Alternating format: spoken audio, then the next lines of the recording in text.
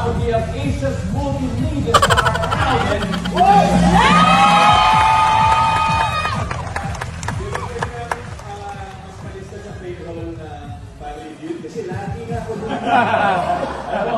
Suki-suki ka dito, bro. We're always a pleasure to have you. But this time, kasama ka ba mga malulupit sa dahil? Malulupit, palong-palong, galit na galit sa mundo. Sisimula ko na kayo dito sa tamang to na siyempre nakilala natin sa ABS-CBN kung siya nag-start bilang part ng isang boy group. Tama? Tama? Ako naman ako. Siyempre ang ako ng intro eh. Ayan, at siyempre napakaraming followers.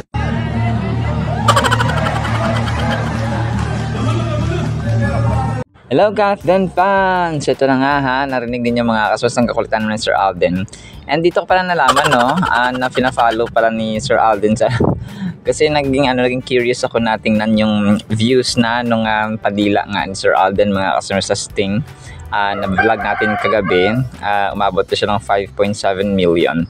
So ito na, grabe yung views. Grabe yung mga tao talaga, no? Dadami pa yung views niyan mga kasambrers. And ito na nga ha, pina-follow pala ni Sir Alden, no? Si Ma'am Catherine mga kasambreros. Meron lang kasing 8, no? Na pina-follow si Sir Alden mga kasambreros sa kanyang TikTok account. So syempre isa na dito si Mrs. Wilkerson mga kasambreros.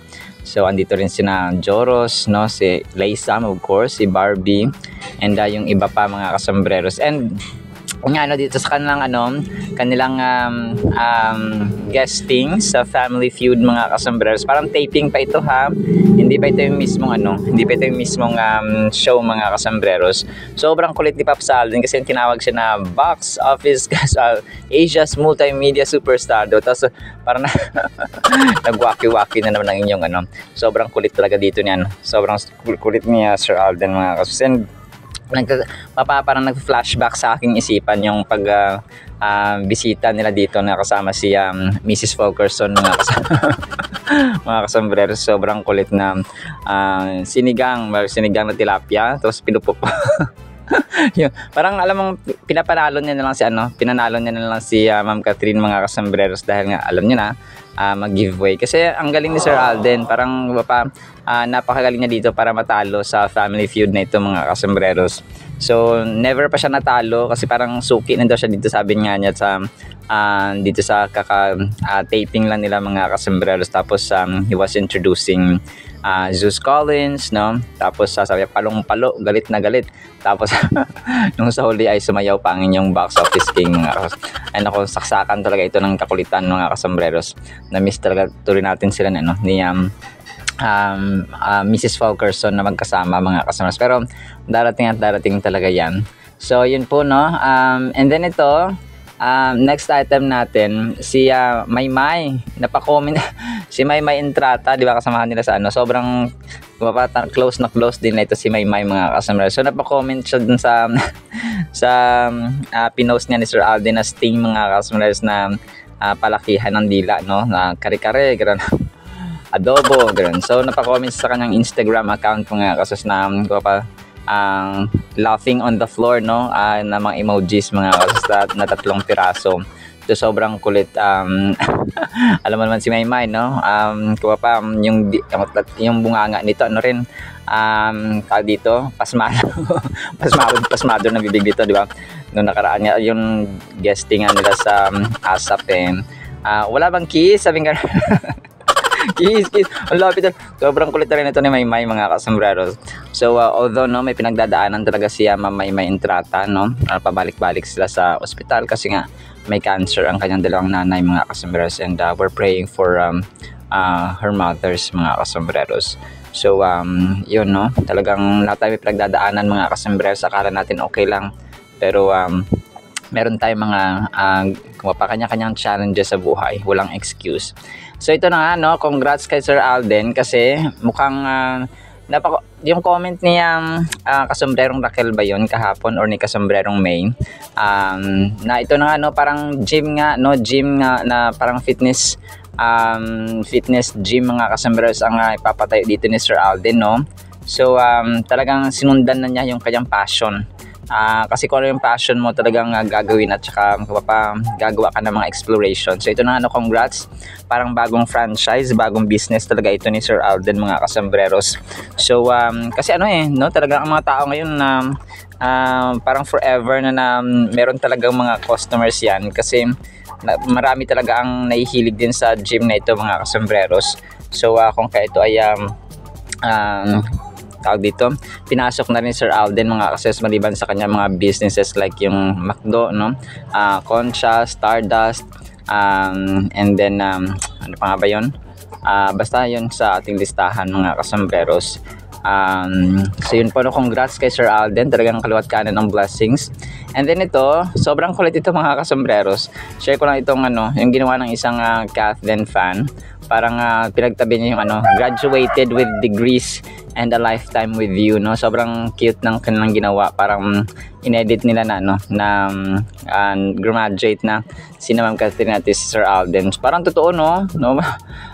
Pero ito po ay edited lamang, mga kasambreros, na sobrang kulit. Graduate na sila sa kanilang college degrees, mga kasambreros, na magkasabay. And then ito, sobrang cute ni Ma'am Kathleen dito. Kaka-post lang kasi ng admin, pero alam ko medyo matagal kasi short hair pa siya dito, mga kasambreros. Naka-green siya. Ang favorite color ni Mrs. Fulkerson ay kanyang suot-suot, mga kasambreros, na parang sweater or jacket ito, mga kasambreros, na kanyang suot-suot po. So sobrang sobrang cute at ang ganda ng inyong box office queen, mga kasambreros. And then next item natin, mga kasambreros, ito yung prayer, of course, no, ni Sir Alden. Prayer for today, hindi nawawala yan.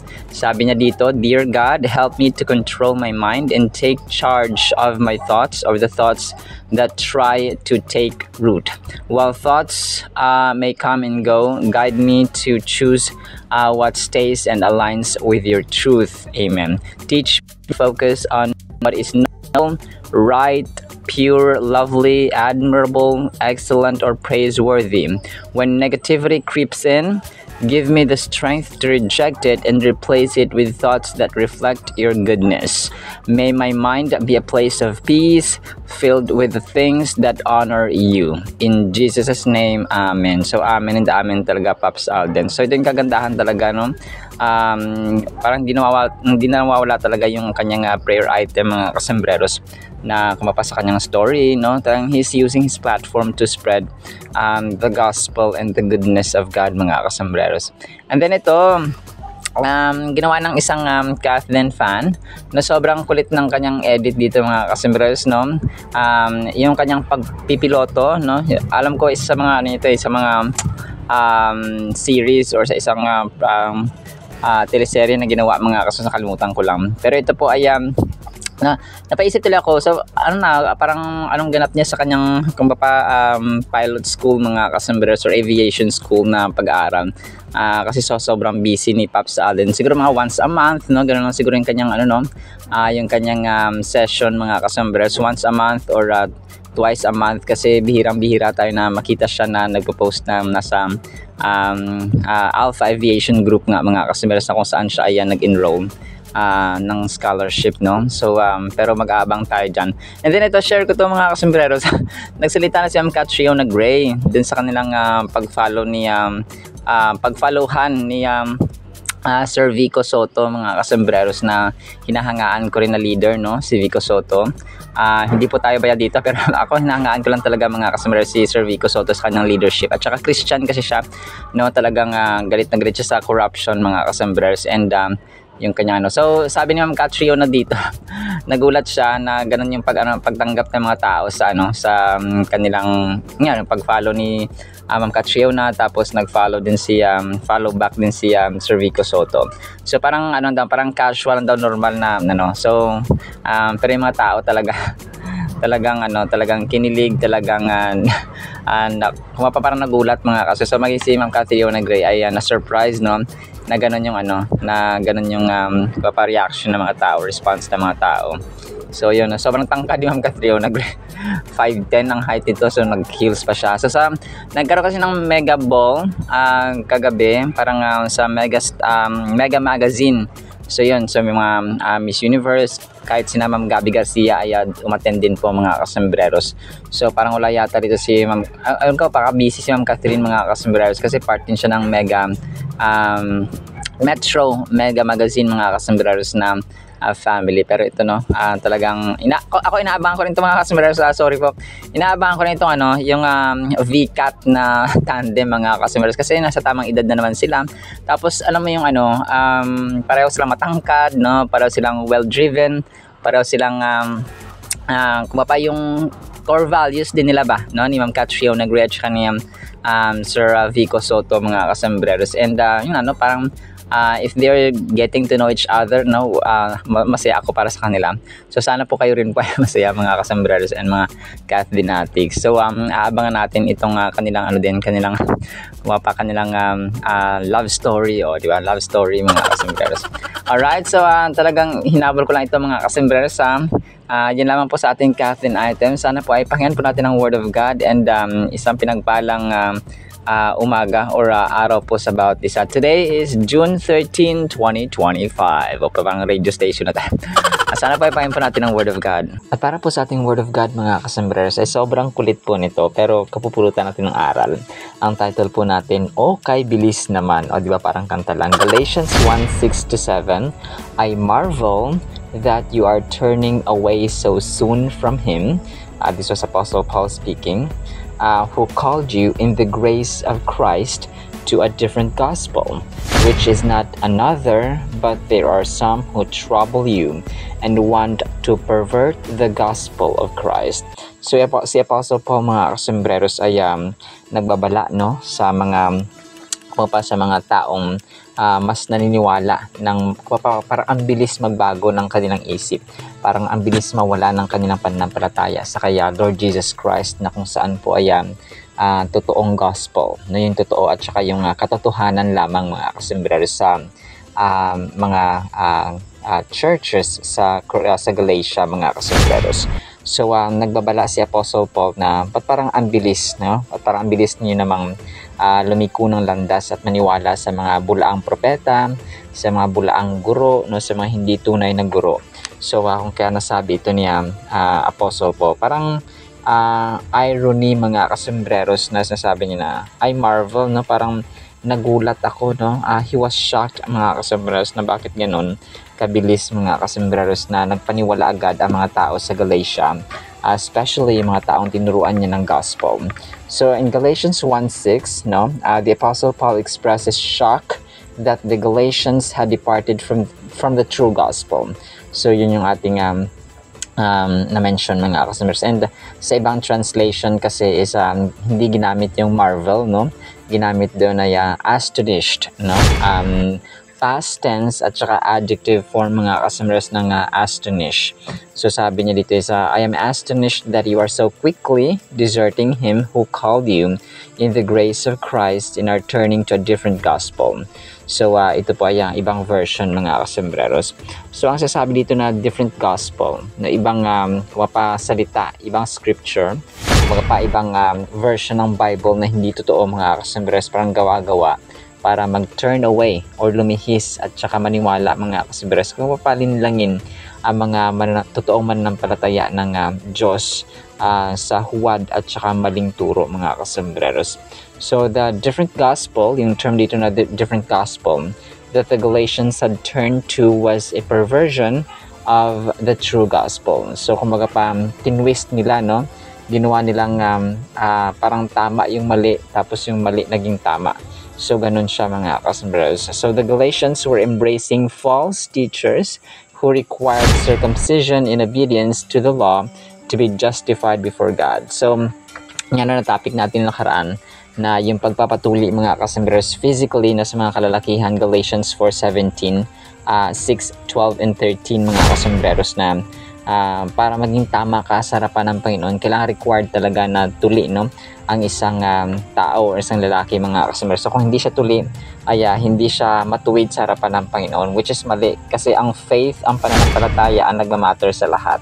Ito yung sasabi natin na hindi porke puti ka, hindi pwedeng maitim ka, hindi pwedeng hindi porke matangkad ka, hindi porke pandak ka, hindi porke mataba, hindi porke payat, hindi ka. Kung pa yung physical appearances natin, yung physical features natin mga customers ay hindi po yun nagmamatter sa Panginoon. Ang importante sa Kanya ay yung circumcision of the heart. Ibig sabihin, malinis na puso, nagpapakumbaba, lumalapit at saka willing na sumunod sa Kanyang utos mga kasambreros.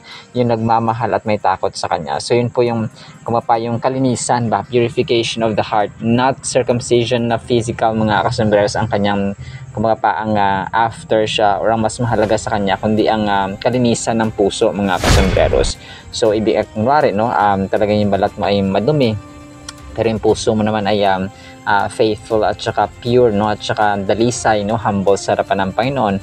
So yun ang mas mahalaga, hindi siya nakatingin sa physical na anyo mga kasambreros, but God is looking to our hearts or into our hearts mga kasambreros. The Galatians rapid swift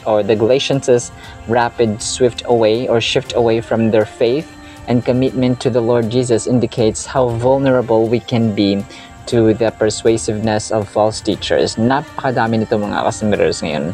Maraming tao, naniniwala sila na kapag ginawa ng majority, ginawa ng maraming tao, ay tama na rin sa harapan ng Panginoon. Especially sa mga immoralidad natin sa society. Let's say, live-in, yung yung magjowa, titira sa isang tahanan na walang kasal, tapos magko-commit ng sexual intercourse.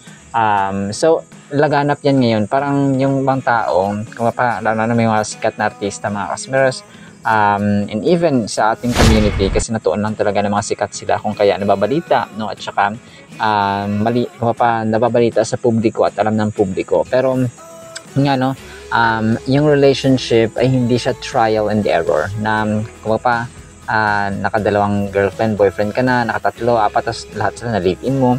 Tapos, another na naman, tapos parang you don't value ba the marriage, mga kasambers, o yung pagkakaroon ng partner sa buhay. So that's immorality. Yun ang laganap ngayon, no?